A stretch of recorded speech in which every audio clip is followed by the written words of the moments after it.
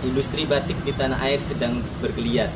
Namun di balik itu ada satu masalah, yaitu tentang regenerasi pembatik. Sudah banyak cara dilakukan oleh pemerintah maupun UKM itu sendiri. Bagaimana salah satu caranya? Mari kita tengok langsung di salah satu workshop batik di Sidoarjo.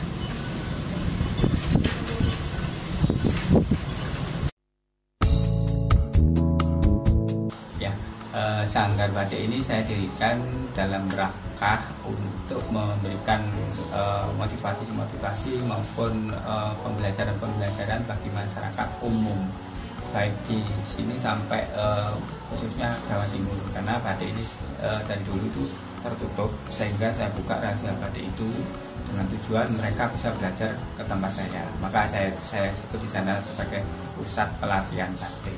Nah, disitulah mulai tahun 2008 itu mulai saya buka rahasia batik itu, tentunya di sini dengan restu dari pejabat setempat, yaitu Pak Bupati saat itu. Akhirnya dari situlah kemudian kita semua media massa mengorbitkan saya. Dari situlah kemudian dari pelosok desa, pelosok kota sampai Jawa Timur, akhirnya banyak berbondong-bondong ke tempat saya untuk belajar batik.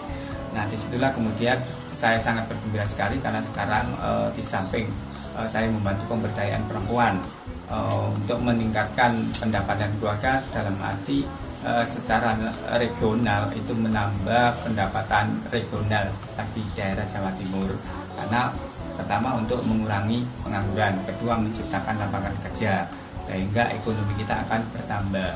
Nah, disitulah kemudian banyak orang yang sudah bisa. Ini tentunya bukan pesaing bagi saya, tapi merupakan suatu kepuasan batin bagi saya bahwa saya bisa berguna bagi orang lain. Motivasi saya untuk generasi penerus ini, saya harapkan dengan adanya pembelajaran dari saya, mereka bisa untuk mandiri sebagai entrepreneur baru. Disitulah kalau sudah bisa menciptakan entrepreneur baru, tentunya di sini mengentas pengangguran yang selama ini terus bertambah. Contoh, saya dulu dari 0 tahun 82 saya SMA sudah saya menjadi entrepreneur baru. Saya merekrut 5 orang, sekarang sudah 60 orang. Bayangkan seluruh Jawa Timur yang kita latih sudah ribuan. Itu minimal orang satu punya 5 tenaga kerja, sudah sekian ribu.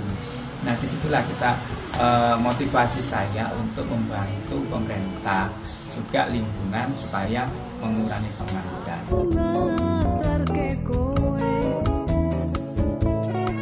Saya ingin melestarikan budaya Indonesia, yang pertama.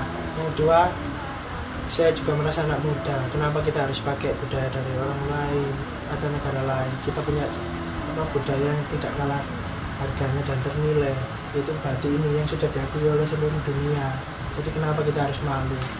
Kalau optimis, saya rasa sangat optimis sekali, karena sekarang mulai hari Rabu kan sudah pegawai negeri sudah harus pakai batik semua. Jadi